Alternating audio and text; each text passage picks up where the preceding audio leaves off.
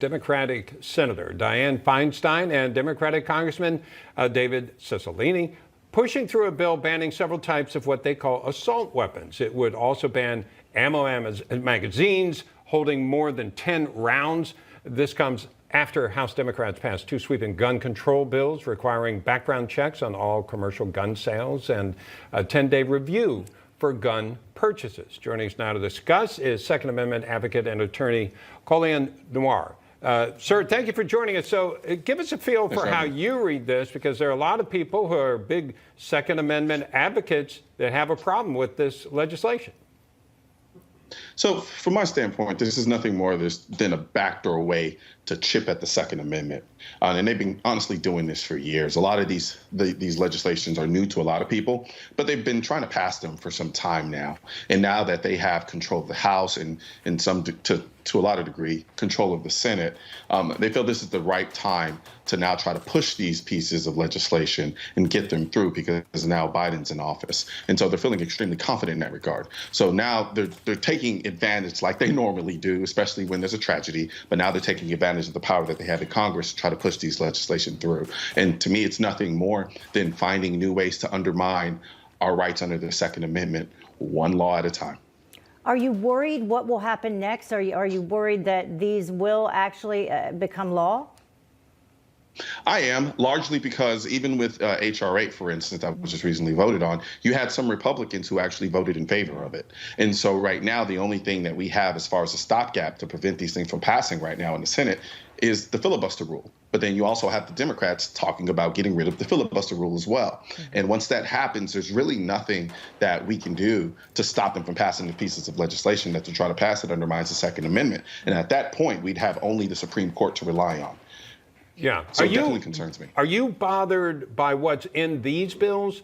Are you concerned about it being a slippery slope as to where it might go? And if so, what is it that you're fearful of?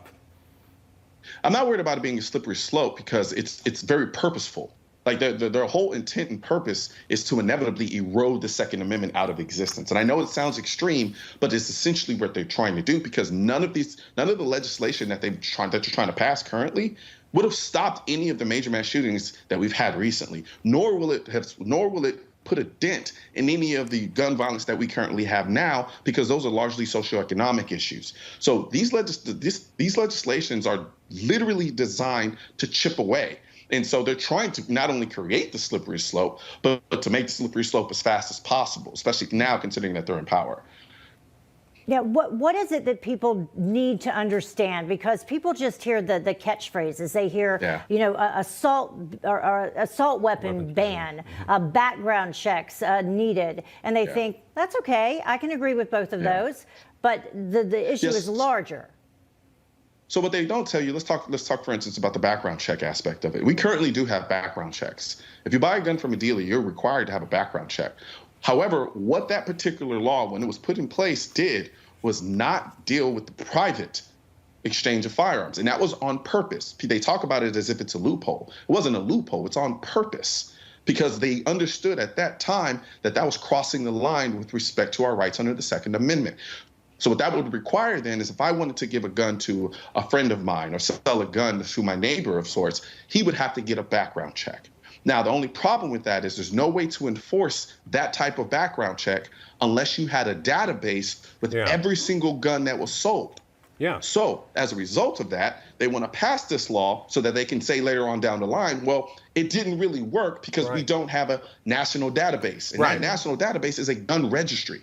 Yeah. And so what that then does is allow them to, somewhere else down the line, because these aren't going to do anything to stop the violence or the crime, then they'll be on there and say, you know what, maybe we just need to collect them and confiscate the guns. And guess what? Now we have a national database of all the information. Right. And that's that slippery slope that I think some people are very concerned about. Colion Noir. I'm sure the YouTube algorithm is going to do a phenomenal job of suppressing this message. So please share this video with as many people as you can so we can beat the algorithm and get our two-way message out to the masses. Also, don't forget to like this video and leave a comment, and hit the bell and subscribe button. If you're looking for where to purchase your Defund Gun Control shirts, hats, and drinkware, there's a link in the description section of this video.